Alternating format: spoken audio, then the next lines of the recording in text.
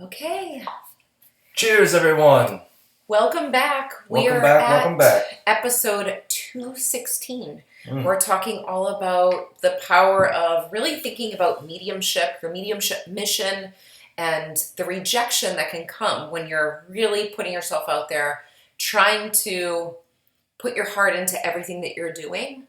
Not only rejection from other people, but also rejection from yourself, that internal thing that's happening when you're really trying something new. That's a huge part. And we all know this. When we do something outside of our comfort zone, anything outside of our comfort zone, even if it's small. Like say you're not used to going out to eat at restaurants. Like at one point I didn't have a lot of practice at that, and then I remember feeling awkward at restaurants when I was going out to eat because it was outside of my comfort zone.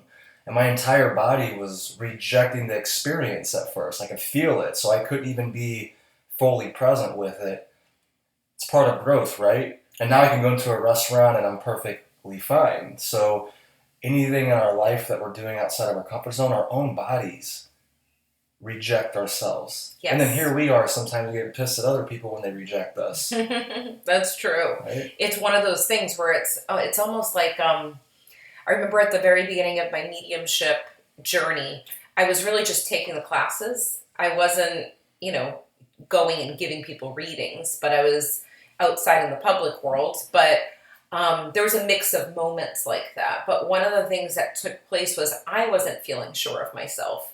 So when people were asking me what I was learning or what I was doing, I felt really uncomfortable. And when I was uncomfortable, I felt myself trying to convince other people, but really it was trying to convince myself, like, yes, I can do this.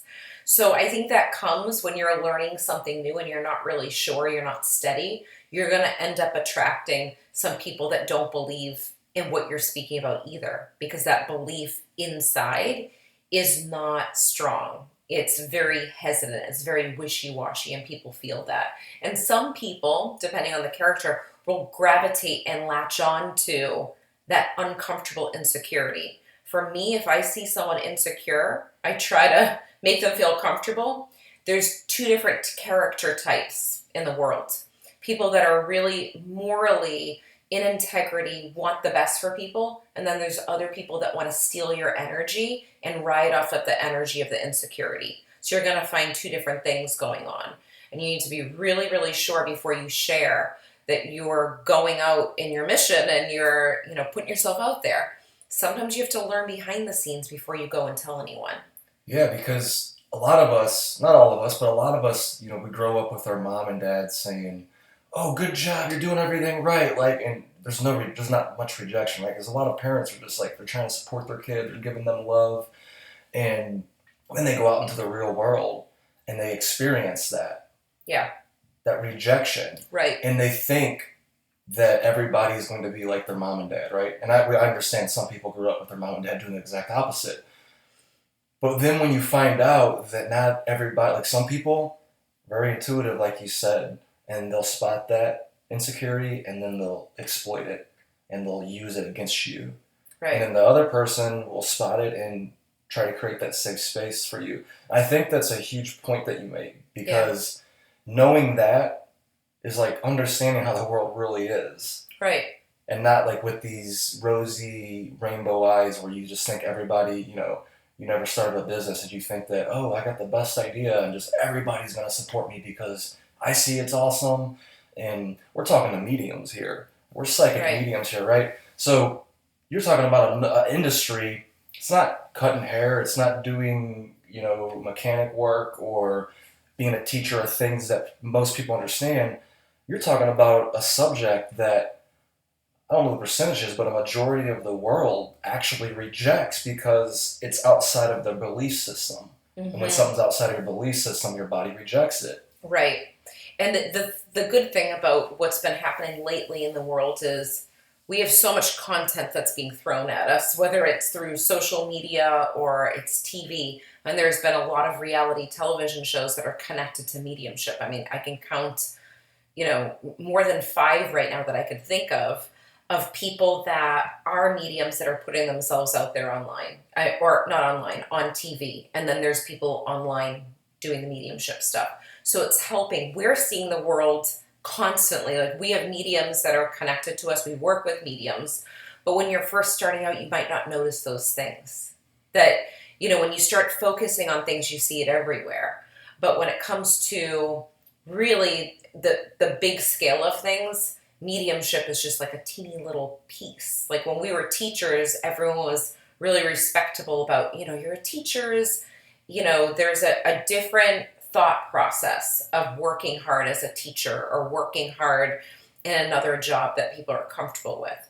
So it's not shaming the people, but it's being aware that when you're putting yourself out there, you're going to have moments where you resist your own growth, but then you're also going to realize, all right, well, my mission is bigger, and I just need to figure out, why am I doing this work? And that's going to carry you. And I think that's what we've uncovered with our students, is when they have a bigger reason of why they're doing what they're doing, not just to kind of show off and be like, I'm the medium, I know these answers. It's not like that. It's like, no, I want to help because I experienced something in my life, or I want to help people because of this reason. That's a big difference in energy when you're going out into the world. Yeah, it is. And so let's think about how some people view rejection and how I used to view rejection.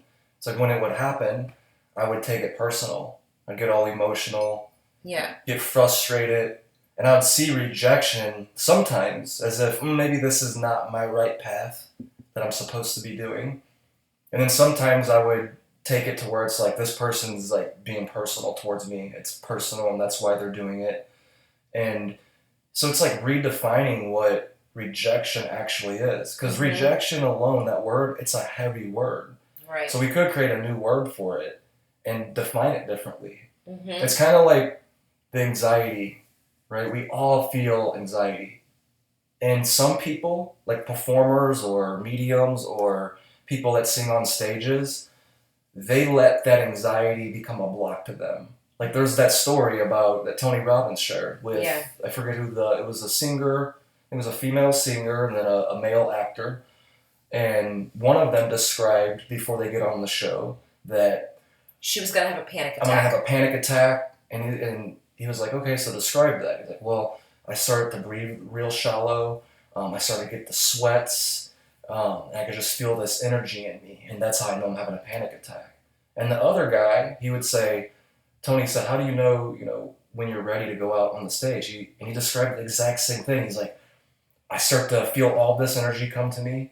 My palms start to sweat. And that's when I know I'm ready for the show. And it reminds me like what we do with our retreat coming up. Right. It's like all of this energy fills me up. And I know it does you too.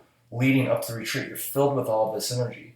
Maybe my first retreat I did, maybe even the second, I was processing that more so as like anxiety, and then it was just very heavy to me. And I started to change the way that I look at it.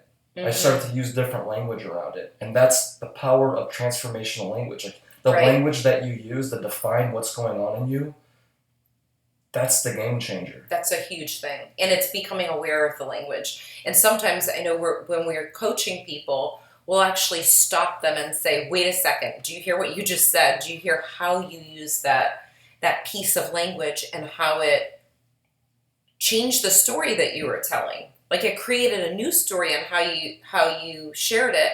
It's a debilitating story. It's not going to carry you far by that same story repeating over and over again. And sometimes when you're the one speaking, you don't know what's coming out of your mouth if you're not slowing down to pay attention. You might need someone else to point it out. Either a good friend that's looking out for you, that's telling you the truth and that's very blunt, or it's a coach, or maybe it's someone that you trust as a peer too. But it really is about transforming your language. That is a huge game changer, and that changes even mediumship readings. Like, I think about when our students are giving mediumship readings, I'm training them in mediumship language. Tony's treating them in a space of mindset. Like, where are you at with your mindset? What's holding you back? Both come into play. It's all connected to language. And when you mentioned the story about the person that went on stage, the two people that went on stage and they had two different experiences, I notice that when students come to me and they'll say, well, I get so nervous. Do you get nervous before your mediumship event, like a group audience event? And I say, I do feel that energy. I do feel like, oh my gosh, this is happening. But I know when my heart starts beating really, really fast that spirit's around.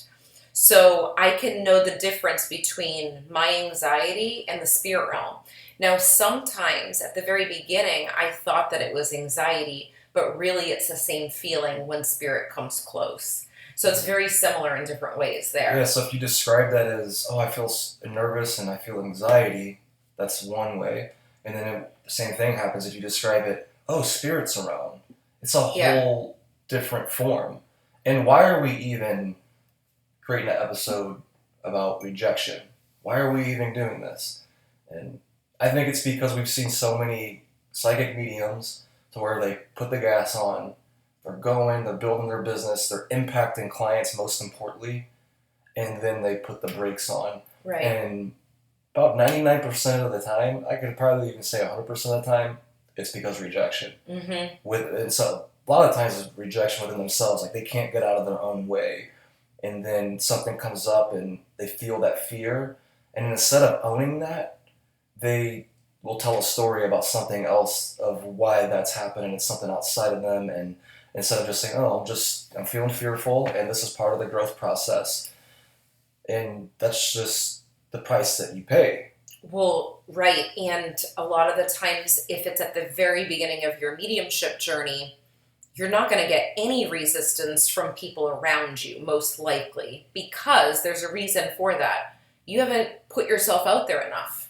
So if you're just getting the resistance in your own body and you're slowing down and you're putting on the gas and you're putting on the brake and you're taking classes and then you take another class, but then you take another class, but then you never do your readings outside of that, and you're like, I'll just wait. This is a common theme with mediums. Yes, it is. It comes up over and over. I mean, it's repeated. That's why this is important to talk about. It's not the external resistance yet. You will think that this conversation doesn't even make sense. It doesn't apply to you because you never got it. But it's because you haven't got that far yet, and you're not there in your journey. Because there's different layers and levels to your journey as a medium. If you're not experiencing any sort of resistance from the outside world, you haven't gone far enough to even see it. The people that have been putting themselves out there, doing the group events, doing the private readings, working with clients, giving your heart in that way, and really putting in the hours and the work outside of just classes are going to start to spot these things. That's a common theme. So it's not that there's anything wrong by not, putting yourself out there. You're just not at that level. So there's different levels to it. So your first level will be connected to your internal resistance. That's where that resistance will come from. It won't come from external. And even if you're at a new level with your mediumship, you're spotting the external resistance, but really it's always internal. It's just magnified out, and people are just matching what you're feeling inside at different moments of your mediumship. Because your mediumship mission and journey, there's an ebb and flow to it. Because you could start, so I know when people take classes, they'll say, well, this teacher said this, or this teacher said that, and that's like a conversation that comes up. And the one thing that I always tell my students is exactly what my mentor told me. If someone tells you to do it one way, run the other way. Mavis used to tell me that. She used to tell her whole group that. If people tell you there's one way to do it, run the other way. And I always believed that. I always feel like when it comes to mediumship, you have to take things with a grain of salt. You take what makes sense to you when you're learning. And I even tell this to my students. If it doesn't make sense right now, keep it to the side. You don't need to agree with it. It's just a suggestion where you can practice this technique, and then you move along and you try something else. So it's really important to honor that on your journey too, and I feel like that's a really important thing to talk about. Yeah, it is. It definitely is. And going back to what you said too a little bit ago is like, if you're not experiencing rejection, it means you're not taking enough action. Right. And when you do experience rejection, it means you're on, or resistance. Resistance is what I meant too. Mm-hmm. Rejection, resistance, same thing, similar. The resistance we're talking about here, if once you start experiencing that, celebrate. It Mm-hmm. means you're growing. It means you're on the right path, meaning like you're following your inner calling.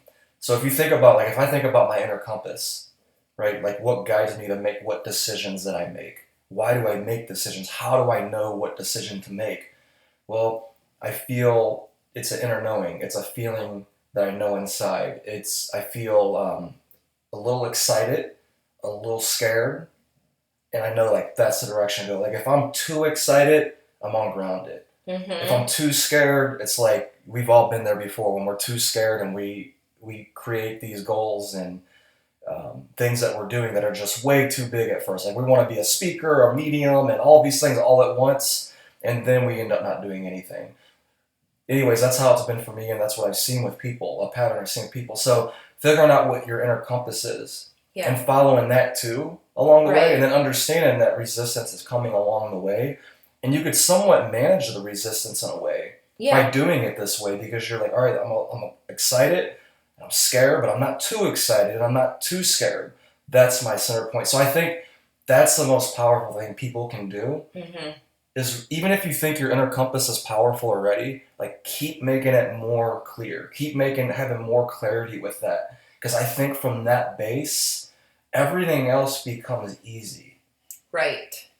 It's true. You have to have a base. And then also recognizing that when you reach a level of resistance, it's making you aware that, wow, I'm going to a new level right now.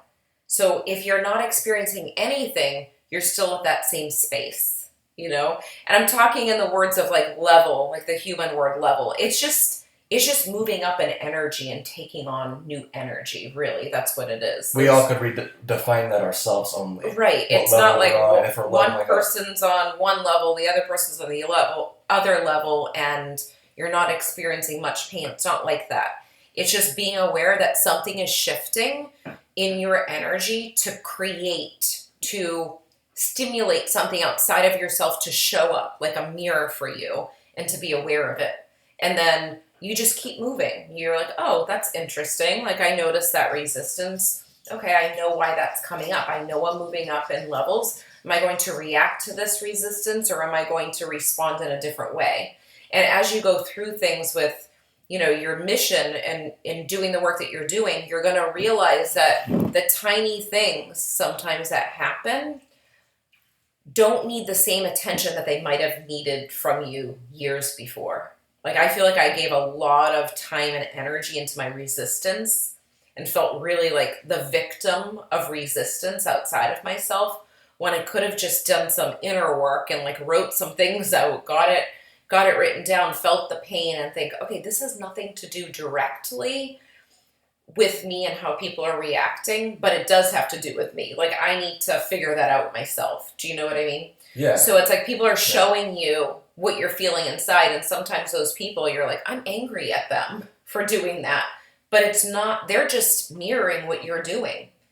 So it's not fun when it's happening, and it doesn't mean people are in the best character when they're doing things, but they're latching on to that energy of what you feel inside. Yeah, sometimes people are just straight assholes. Yeah. That's what they're doing. They're being an asshole. Yeah. But again, it's not personal. It's their own inner programming, like their ego and soul battling inside, and then they take it out on you. And so yeah, they're being an sometimes asshole, they but don't know what they're doing either. They're like, They I don't don't know. know why I'm acting like that, and it like there's an outburst. So we've seen it with students. They've come to us with their sessions and they've shared this. They're like, I'm dealing with this. Some people, even from their partner, their wife or their husband, they're dealing with people that aren't supportive of them, and it's hard. It's hard to walk through that, and that's why, when me and Tony are doing this work together, it's really powerful because there's two different directions that things can come in. Your internal resistance, and then people closest to you. You have to be really, really mindful of how you're communicating with them and how important this is for you. yeah, and that's why we have Mediumship Mastery Circle, the Right. monthly program where mediums That's are in what there. helps them. Like they're able to give each other support. We understand each other's language. It's refreshing we help people overcome rejection in this program, in the programs that we run. Mm-hmm. That's why we run it, right? Like when you start a business, you think about what are the problems, and we have a solution. And this is a big problem. This is a huge problem because if something is stopping somebody from doing readings, and we know how powerful a reading is, like Right. how healing it is, and you're letting something stop you from doing that, and you're called to do that, like it's important to solve that immediately Mm-hmm. because life goes by so quick. And if you're 50, if you're 60, you still got time. Like we've seen people in some of our programs like start their business in their 50s, right? Yeah. After wanting to do it for 20 years and then crush it in business. Mm-hmm. So, and then if you're younger, if you're 30, like still, right? If you're called to it, put yourself out there. I believe like you were about 30 years old I was once 23. or 29 Well, when you started your business. Yeah, It I'm was trying like to 10 think. years So ago. I started giving readings at Or 23. 11 years ago, actually. Readings at 23, but that was for just giving them away to people and practicing for a few years. And then, when was that? You're 29 when you started your business. And the thing is, when you're younger, people are like, oh, what do you know? How are you a medium? How are you a coach? Like, still do it because you're going to heal people. Like, your message and your energy is right for the right people. So your people, you'll be able to heal no matter what age you are, whether you're 20-something or you're 50-something. If you're called to do this, you're called to do it for a reason. And I bring that up because rejection is the main thing. Like if you're 50-something, you're like, your mind's thinking, I'm too old. I should have done this when I was 30 or 40. And it's just like, I don't have enough time now. Mm-hmm. And it's like, it's not true. We've seen it over and over where people started their business in their 50s, in their 60s. And if you're too young, we've seen the same thing, right? We've experienced ourselves. And is it painful? Yeah, it can be painful at times. Experiencing all this, like we talked about, like internally, externally. But that's the price that we pay, right? And before we started our businesses, we didn't anticipate all this. Did you? I didn't anticipate all this. I thought, whoa, this is going to be just like teaching. When I was teaching, everybody's going to celebrate me. I'm just going to keep leveling up and rising very easily. And me personally, I quit teaching 7 years ago now, and it's been the biggest personal development that I've ever undertaken in my entire life. And I never understood that when people said, like, if you're an entrepreneur, that is the biggest thing that you could do for personal development. I didn't understand it then. I think I heard it in the background, but you really uncover it when you're going through it. Yeah, and that's the difference between head knowledge and wisdom, right? Yeah. Head knowledge, and many of our students, they have all this head knowledge. They read all these books. They know this. They've heard this before. It's the biggest personal development. But what you said, it's like you're not going to really know that in your body and with wisdom until you experience it yourself. It's not something you could learn from a book or from a course. Yeah, you have to do it. You can anticipate it. Get the education so you can see this fastball coming so you can anticipate it because then you're going to be in a better position to overcome it. But you still got to do the work. Mm-hmm. If you don't do the work, you're not going to get, you can only, if we're doing levels out of 10, just studying about it, you could probably get to like level like 1.5 on understanding of that.